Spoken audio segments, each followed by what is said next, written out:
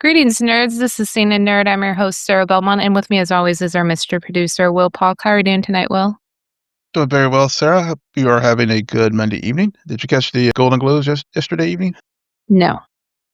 I didn't either, but I did see what happened. Yeah, I mean, did I watch it? No. Did I yeah, see all of the interactions with the guys from Heated Rivalry? Of course. So, I of mean, that course. was Yeah, the most important part. yeah, yeah. Did So, anything else happen? Did people win stuff? well, I will be completely 100% transparent. The movies sections this year, I mean, honestly, other than like Sinners and K-pop Demon Hunters, I barely didn't watch hardly any of the other. Yeah, I don't think I watched any of the other major nominees. But I mean, on the TV side, I saw where Adolescence won big. I think it won like four awards last night for best limited series, and then they I had was looking at the winners for the TV section. It just seemed like a copy and paste from what happened with the Emmys. So I was like, okay. yeah. Like all of the big awards. I mean, Studio won for best comedy. Mhm. Didn't The Pit take home best drama? And then Noah, yeah, Yeah, and Noah Noah Wyle won Riley. best actor. Yeah, Yeah, none of that, and then all of the accolades Adolescence got. I mean, of course. How could you not? The movie stuff, the one thing, even though I haven't watched really any of these movies besides Sinners and K-pop Demon Hunters, but I don't really count that. yeah. 'Cause Well, I know they won Best Animated and Best Song, yep, which Golden is gonna win everything it's nominated for. It's just they that will. that is the song. But the big thing I saw was the fact that Leo did not win for one battle after another. Timothy Chalamet did, and which is increasing the possibility that he may finally score his first Oscar.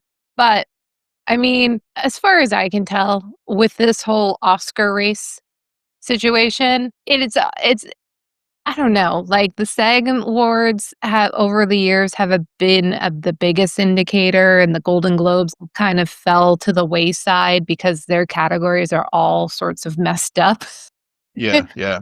And so, I mean, other than just making sure you see the opening monologue from the host and just any funny bits that actually occurred. I like the Jason Bateman bit. Did you catch that one? Um I've been fully immersed in NFL playoff Yeah, yeah, battles this weekend. So yeah. So Jason Arnett, I wanna say no, Jason Bateman, Will Arnett, and then forgive me if I get his name wrong, okay? I know his face, but I wanna say his name is Sean Hayes. They come out and the announcer, like, introduces them all, and then the announcer makes, like, a side comment about, like, not liking Jason Bateman, and then it was a good bit.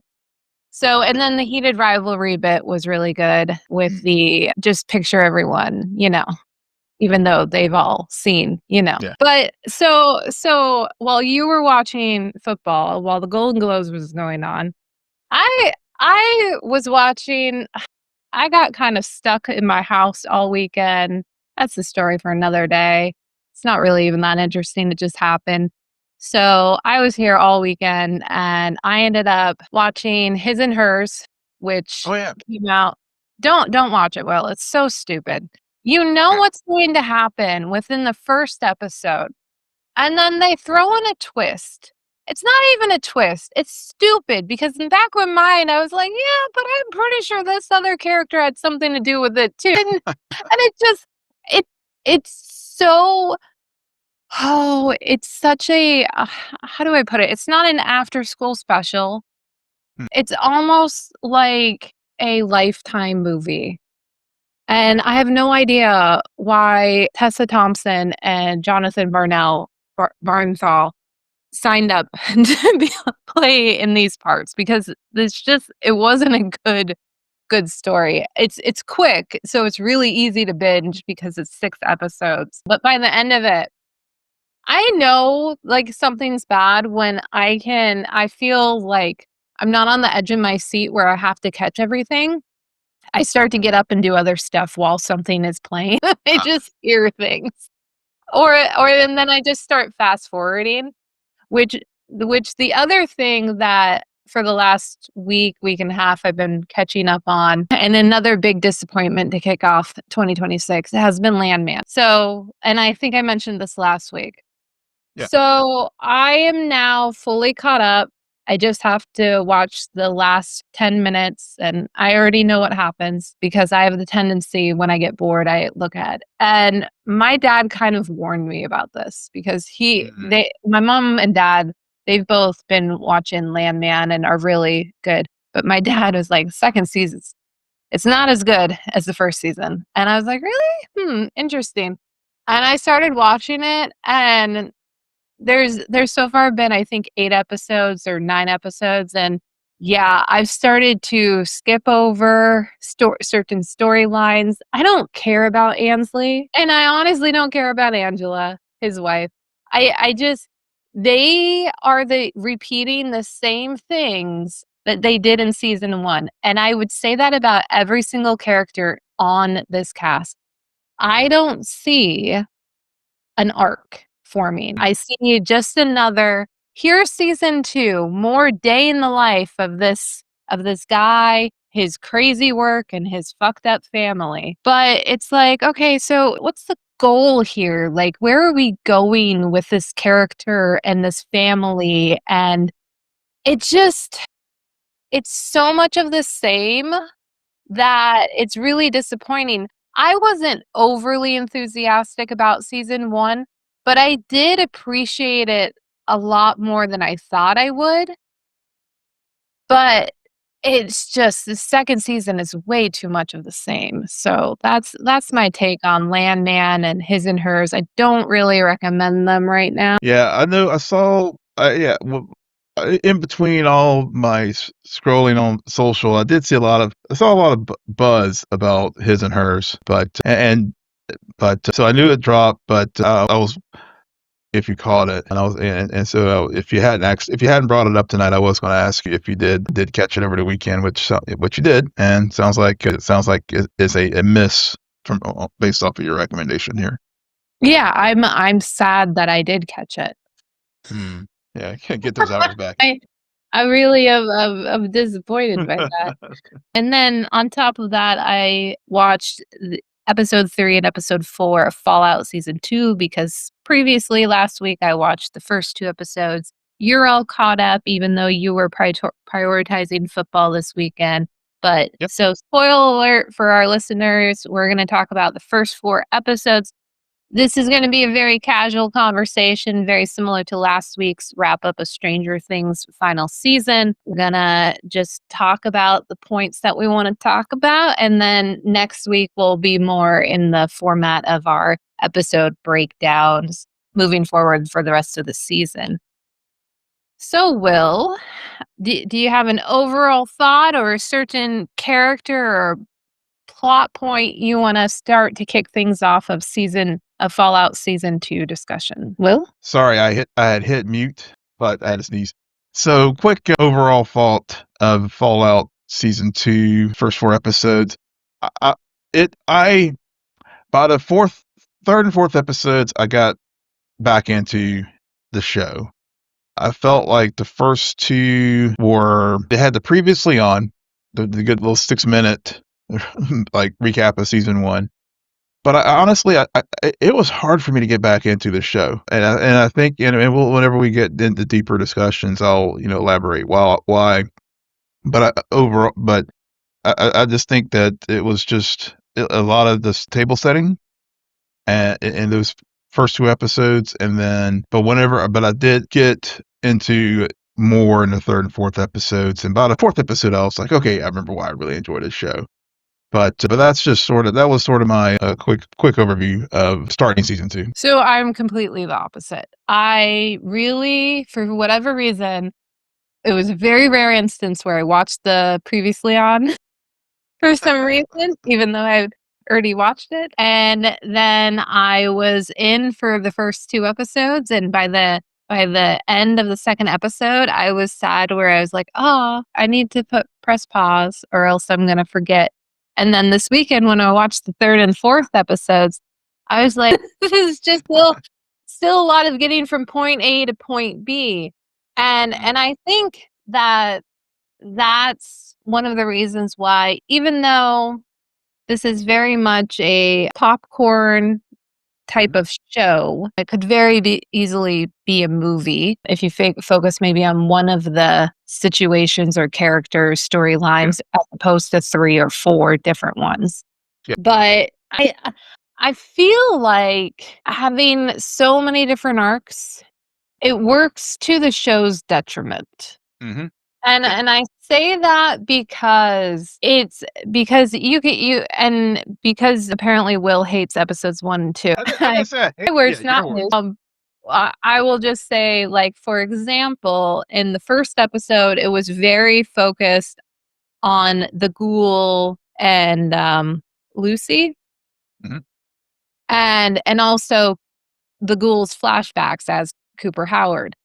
And then in the second episode, it was all about Maximus predominantly. And if you really look at the second episode, how far did Lucy and the ghoul walk?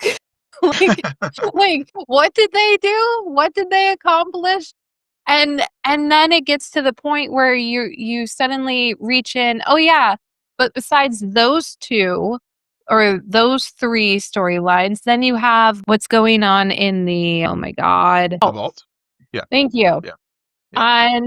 And I will be honest, I do not understand what the heck was going on in the 4th episode with the whole trading. I don't understand the politics, because I kind of view this story as Lucy's our protagonist, and we have the ghoul as an anti-hero, and then we have a second protagonist with Maximus.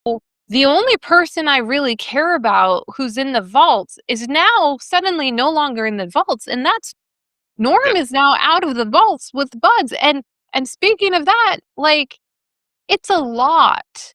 And there are interesting things going on in all of these different places, but it feels like the writers themselves don't know how to proportionately divvy out the story and also make all of these connections kind of intertwined.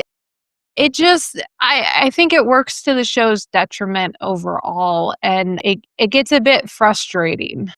Yeah, and see that your critique there is what made it hard for me to enjoy the first 2 episodes, because I felt like there was no overarching through line with all the disparate stories going on. So that's why I said in my opening comment, it just felt like it was setting the table, and at least they pick up on the, because in the first episode Maximus wasn't even around, and thank God, because otherwise I think the whole thing would have collapsed under the weight of like navigating all these character stories. That happens later. Yeah, see the table. So even though it was frustrating for me, at least with the table setting, with episodes, in particular episode 4, I got the payoff with the whole Brotherhood storyline, because it kind of did get kind of lost with the whole what was going on with the Commonwealth and all that, and part of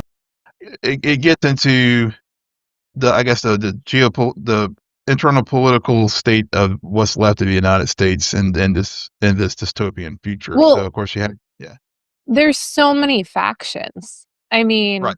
Yeah, I think they actually did a very good job with this Brotherhood storyline. I mean, Maximus was not my favorite character, and I'm not saying that he is now, but I was very into his storyline, even though it was telegraphed that he was going to kill them all.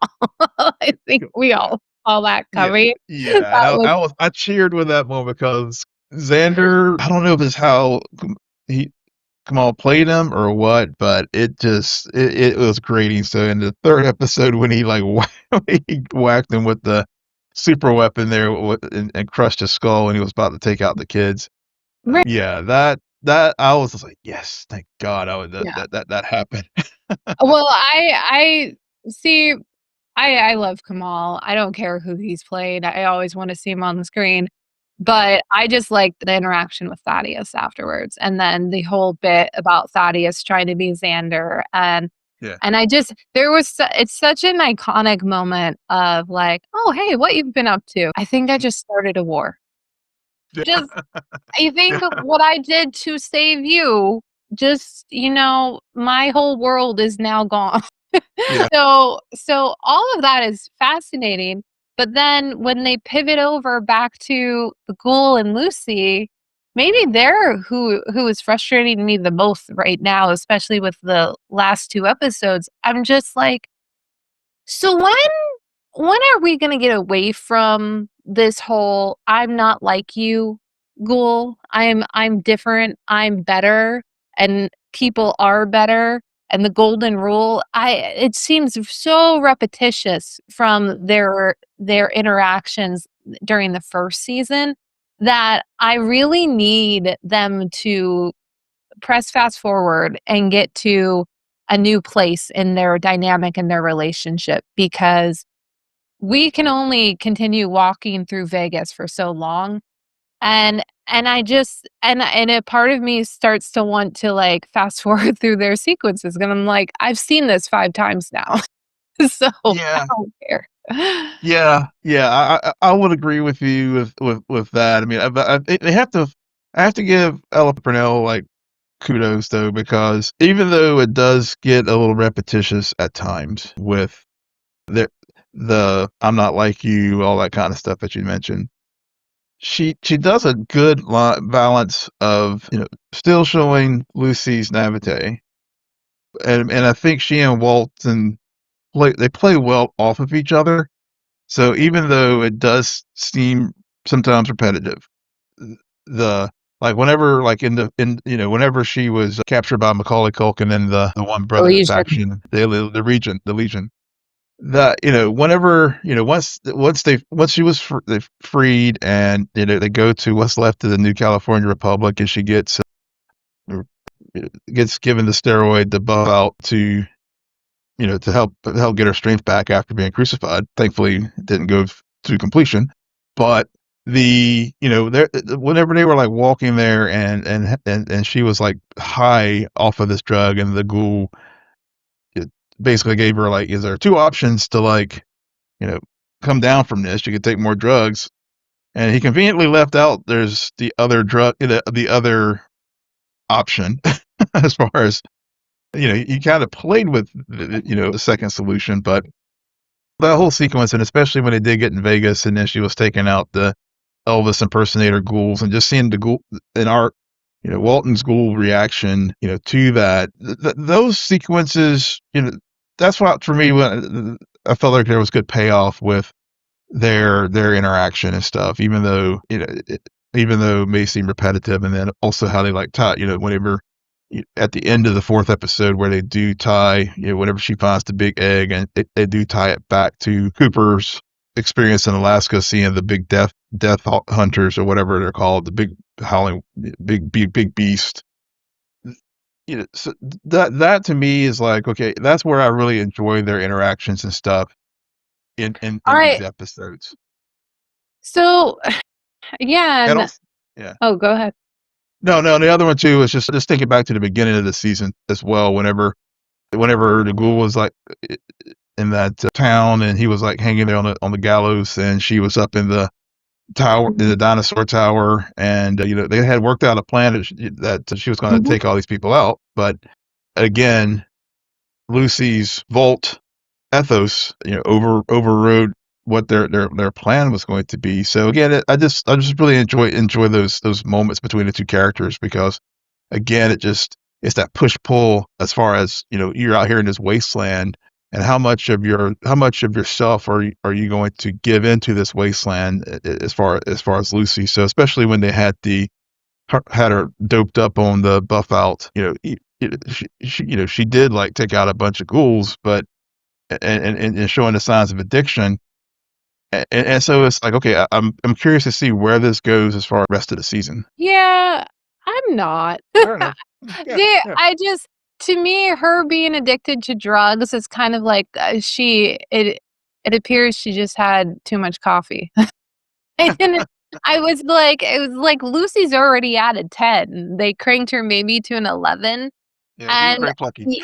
yeah, and you kind of already know from previous episodes and that she's a good shot. So I don't know. I can appreciate you trying to sell it to me, but I think that what they're doing, like what you brought up with the tie-ins between the past and the present, and specifically with Cooper Howard, because he's the only one who is really in the past and in present.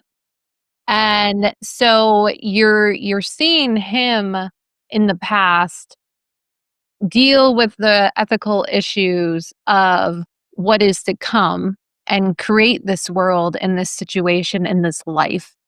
And then you're seeing him in the present, kind of 200 years later, and now introducing he's beholden to this vault person who and has to explain this world to them even though they don't listen to them at all, and is just trying to get that one answer that he's never been able to find in 200 years, which is what happened to his family. So all of that, I think, is good and interesting, especially because now they've leaned into, and they started this off in the first episode, is Robert House. Like, Yeah, and he's the one who pushed the button and the one who created the missiles and really the spearhead, and that's what brings them to Vegas. And I can see how this world is massive. And we're going to continue running into different factions, different obstacles. But here's my question. yeah. The ghoul has spent 200 years trying to figure out what happened to his family. How many seasons can we go with him trying to figure out what happened to his family? Well, I think the show's been at least renewed for a third season. So I'm not talking about renewal, just like yeah, in yeah, the long run. How many seasons? It's a very similar conversation to what we've had when we've discussed The Boys. Like, how many seasons can they retain Homelander being that bad guy without it being too repetitive? yeah, yeah. It would not surprise me if we get an answer at the end of this season to one of them. But then it's like, no, I can see them stretching it. Like, we get some kind of answer or a clear step forward to what really happened. Maybe we even see one of them in, well, then there's a debate about, is it past or is it present, or is it like, when is it occurring? But I do, I can see them stretching that. But again, I do appreciate, and this is why the flashbacks are working, is because it's not just about Cooper, it's also about his wife, getting little clips from potentially what happened to her, Yeah, how involved she was, which is also a heartbreaking to the demise of their relationship, yeah, yeah, and then the overall demise of the world. Like, who is to blame and who is Robert House, and how that's now also being thoroughly tied into where Lucy's father is hiding, yeah, because he's gone straight into the reservoir and is like, "Sir, I will pick up where you left off and I will yeah. make sure that heads don't explode." What's with Amazon and shows with exploding heads? I know. I was thinking that really because I was like, okay, am I watching? It's like it must be written into the contract with these Sony shows that heads must blow up because maybe there's like, here's some extra. We have some extra blood and extra, Headless dummies dummies. from the boys that we didn't get to use for Victoria Newman. So and she was a head popper. Yep. So we'll just bring it over to Fallout. Yeah, yeah. I'm pretty sure we had some head popping going on in Gen V as well for Tuesday. We So did. yeah, Yeah. we just always have to. A head popper. We gotta have exploding heads and explode. Yeah, exploding rats, because that was the other thing too with Lucy's dad, is he was trying to perfect the house's device. We saw the rats, and then of course, as he was walking, I guess in his journey to wherever to the sanctuary where he's at now, we did see the carnage throughout. Where they did the little devices with test subjects all throughout the wasteland. Yep. And I did, and to your point about how one of the strong points is using the past, our introduction to House, as the first episode begins, as far as the tech bro person sitting in there in the bar. And I knew that was how the sequence in the scenes was going to play out whenever he was sitting there, and it took the three guys out to the car to basically be the first lab rats for this thing.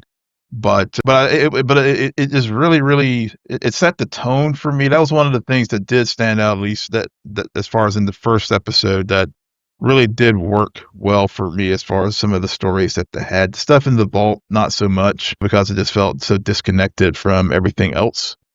I was very distracted with the vault because of Dylan. Okay. I was Yeah, like, same, dude, same. dude, Yeah, Dylan, where you been? Why are you in yeah, the vault? And same. so I was like, oh it's yeah, he is in this show. and and honestly, I feel like it was a mistake. I feel as though they should have, for at least these 4 episodes, focused primarily on Norm and the Buds, because the little bits that we do get from Norm and the Buds, Yeah, it actually is kind of funny. it Because is now, kind of funny. like, if you take what the ghoul is dealing with Lucy and then Hmm. multiply that Yep. by, Yeah, I don't know, 25 people, Norm is yeah. stuck with that, and Norm has no idea what's going on. So Yeah, yeah, I loved it too when Bud tried to warn him, like, right. yeah, and then he lets all these people go, and it's yeah, that did work well also. I did like those moments.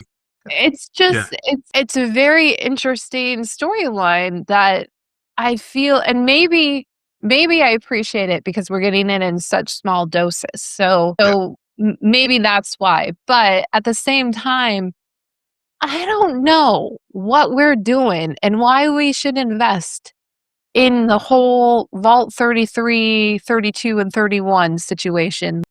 Like, this is where to, like, kind of circle back to where we started the conversation, and let sometimes it's too much. mm, Yes, we met those characters, but it doesn't mean they're not our lead characters. So, and unless you make a very compelling state as to why we care about what's going on down there, it's hard to invest in that when you have like a Maximus and a Lucy and a mhm, Cooper Howard in the past and a Norm and his buds. yeah. Okay. I mean, we could have spent more time with Thaddeus and the sweatshop. I was Yeah, very interested in the 5 I seconds we spent there. oh, I know, 'cause, yeah, you had the kid, you had the cool kids and the regular kids, and, I mean, Mhm. Thaddeus was there, like, like, almost like a Mister Rogers type figure, Yep. and yeah, and we get dropped into this, and yeah, you're right, I would have loved to have spent more time with that, because it did seem kinda like we just hurried right on to Xander and Maximus, like, having their bro moment, and then Well, they all of a wanted sudden, it oh to be a yeah, a surprise. Like, yeah, it was they're doing a good job.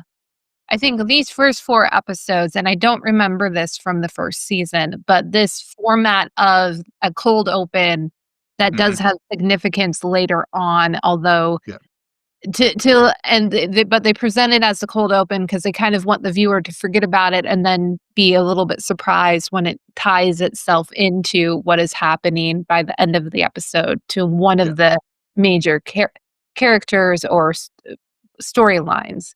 yeah. But I don't know, maybe it's because Thaddeus just got me when he was in the suit. It's like, we've needed this character, needed Yeah. him a bit. Y yeah, it just reminded me of the first season with Thaddeus, whenever he was with Dog Meat, the whole as they were walking across the wasteland, and he was descending into ghouldom.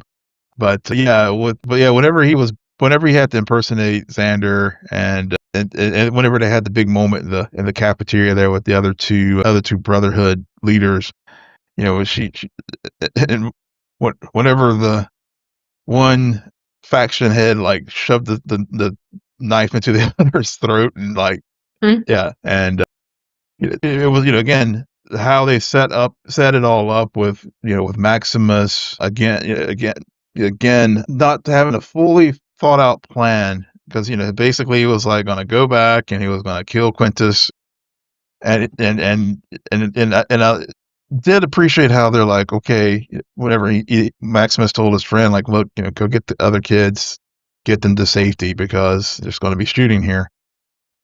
Well, yeah, it just reinforces like how Maximus truly is the Brotherhood's a found family for him. He's not a full fledged acolyte to it, whereas others are 100% in there, because Maximus still has this humanity, whereas the other folks are not, because they see no humanity in any of the ghouls at all. I mean, they're all so that's one aspect of Maximus's story, and especially, that, we did get his fuller backstory as far as in the Silver Springs. Whenever, we see his parents, we see his dad.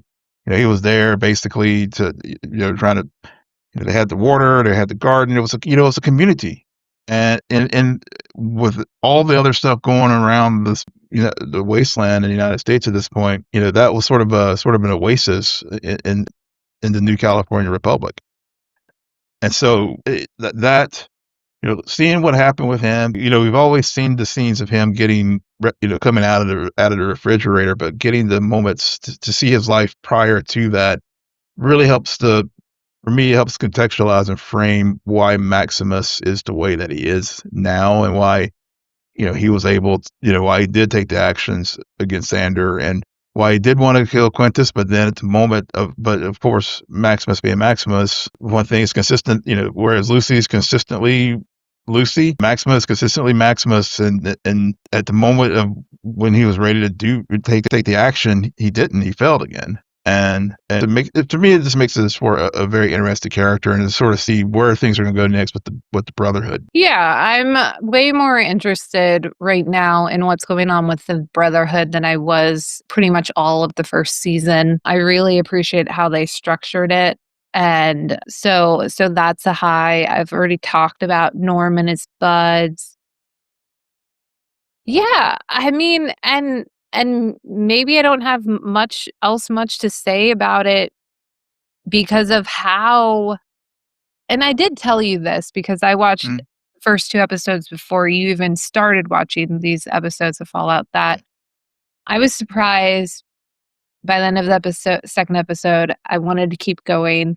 I didn't expect that to happen. But then like with third and fourth, it's clear to me that they do have a lot going on, but there's like three, if not four main storylines that they allocate the runtime in a certain way where suddenly it feels like one of the storylines gets the short end of the stick, if not two.